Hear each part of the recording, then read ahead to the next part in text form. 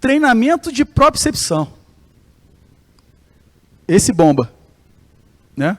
Bozu, Airex, prancha de surf em cima do Bozu. Sensacional. Muito bom. Se botar no sinal, ganha um dinheiro. Jogar uma bolinha. Mas vamos lá. Só para a gente definir aqui o termo, tá? Propriocepção se refere às informações sensoriais sobre posição, movimento do corpo e membros, transmitidos ao sistema nervoso central através dos proprioceptores. Músculo é um proprioceptor, né? A gente tem ali OTG, tem fuso muscular. Músculo e tendão, no caso. Ligamentos tem os mecanorreceptores, né? Que são sensíveis à mudança de posição. A fáscia e articulações também têm mecanorreceptores que captam a informação para serem processadas. O curioso é que essas informações que são oriundas dos proprioceptores, geralmente são informações em situações de movimentos lentos. Lentos. Quando o movimento é rápido, o tempo de chegada de informação e ação é muito curto. São milissegundos que não temos tempo para chegar no sistema nervoso central, processar aquela informação e efetuar uma ação. Então, primeiro, treino de propriocepção não existe. A literatura já sugere isso. Quem quiser depois, manda um direct que eu mando o artigo. Não existe. Por quê? Propriocepção é um sistema de informação, não tem treino. Como é que você vai treinar para melhorar a função do fuso muscular, cara? Ah, mas Haroldo, é treino de equilíbrio. Equilíbrio é outra coisa. Equilíbrio é outra coisa. Aí depende do sistema vestibular, que equilíbrio e controle postural podem ser o mesmo termo, tá? Então, sistema vestibular, sistema visual e sistema somatosensorial. Ele compõe o equilíbrio. Então, ficar em cima do Bozu lá não é treino de equilíbrio. E também não é treino de propriocepção. Imaginem só, na fisioterapia antigamente tinha um teste, não sei se ainda fazem, tá? Que era um teste de equilíbrio ou de propriocepção, né? É um termo equivocado, mas chamavam disso. Que colocava o indivíduo em cima de uma plataforma estável, porque na plataforma estável você meio que negligencia a participação dos captores sensoriais do tornozelo, do complexo tornozelo e pé. Você acaba tendo maior participação de sistema visual e outros captores sensoriais das articulações adjacentes, joelho, quadril. Então, eu uso um teste que bloqueia praticamente os meus captores sensoriais importantes da planta do pé como treino para isso. Galera, é a mesma coisa que fazer um teste de sistema visual e colocar uma venda nos olhos. É a mesma coisa. Você vai enxergar com uma venda nos olhos? Não. Aquele teste é a mesma coisa. E aí eu uso isso como treino. Tem como dar certo? Esse é o primeiro ponto. Segundo ponto.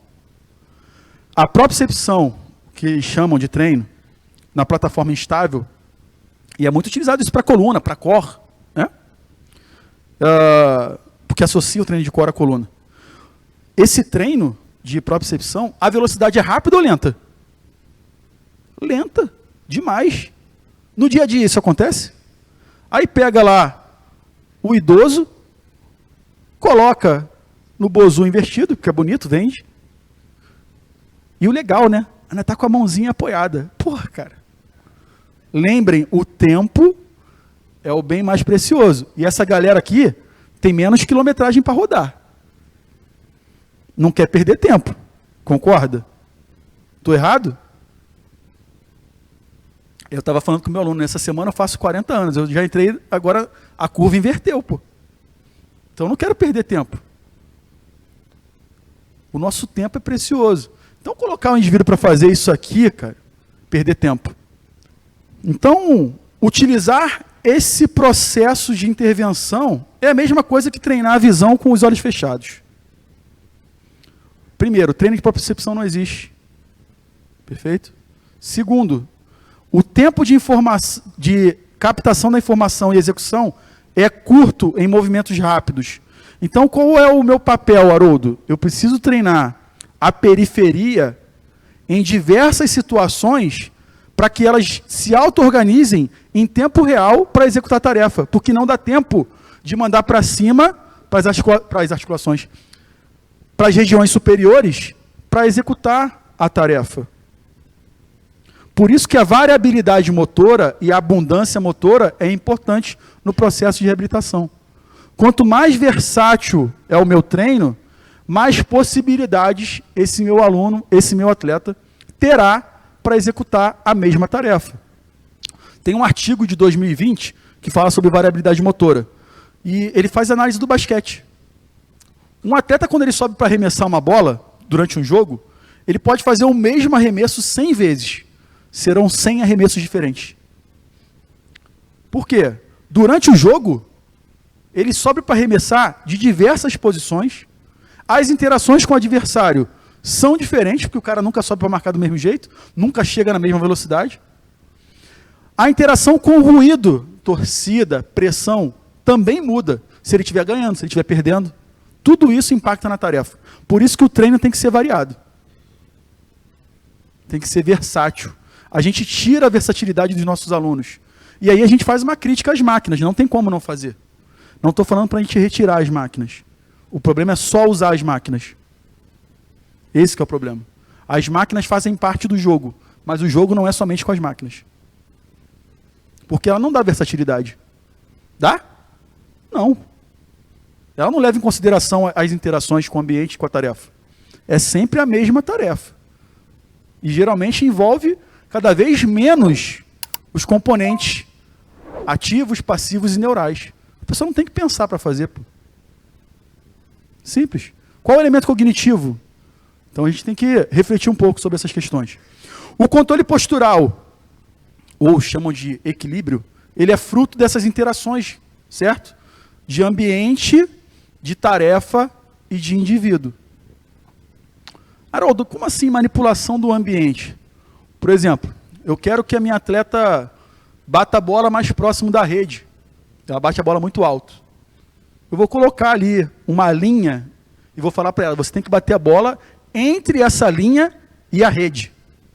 Tem que passar aqui, nesse vão. Eu manipulei o ambiente para gerar uma ação sobre a tarefa. Certo?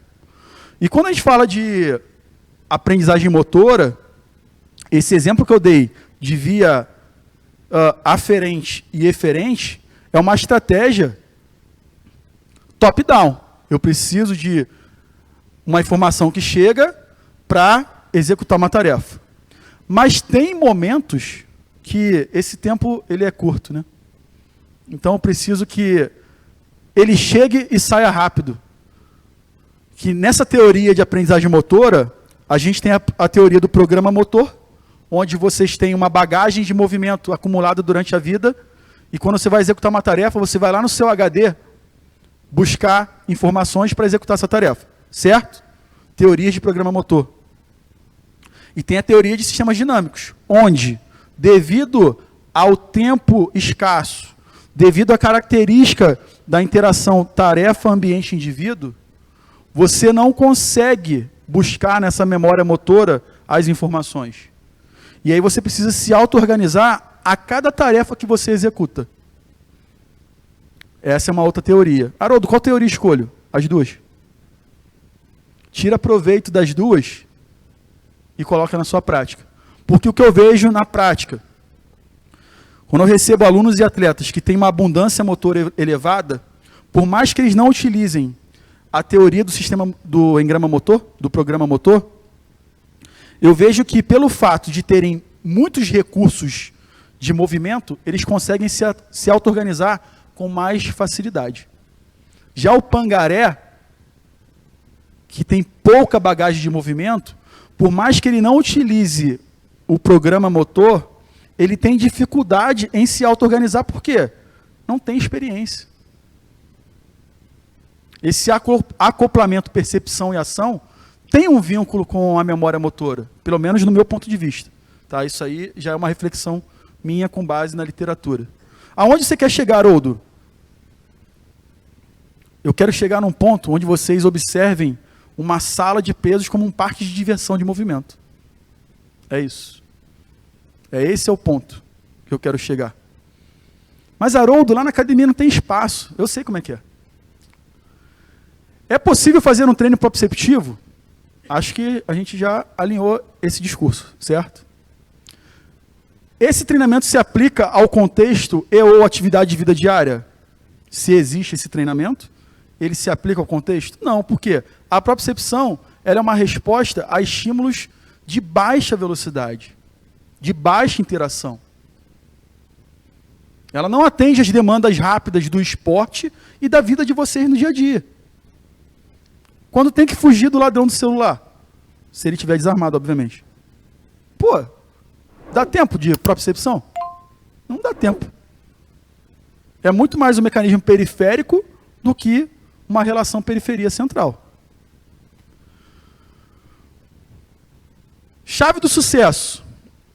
Ao invés de falar que existe um treino de propriocepção, a ideia é treinar o sistema nervoso central para as demandas de baixa e alta velocidade.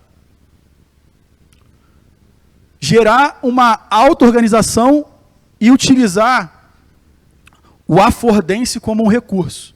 Affordance na tradução seria possibilidade de uma ação. Exemplo prático. Quando vocês olham uma porta com maçaneta, o que sugere para vocês? Abrir a porta, certo? Ou vai ficar olhando com a porta fechada? Então vocês olham uma porta, o affordance daquela relação com a porta é, pô, tem que abrir a porta.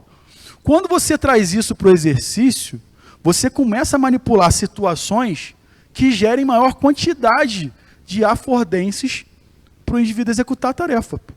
Para quando ele olhar, ele não precisa pensar. Você, quando olha uma porta, você raciocina? Não, tem que ir com o braço, com a mão, girar e empurrar. Vocês fazem isso? Não, você já chega e pum, quando não mete o pé na porta. Não é isso? Por quê? Aquilo já gerou um acoplamento percepção e ação, onde você não precisa de um processo longo para gerar aquela habilidade motora. O treino tem que fazer isso. Essa é a chave do sucesso.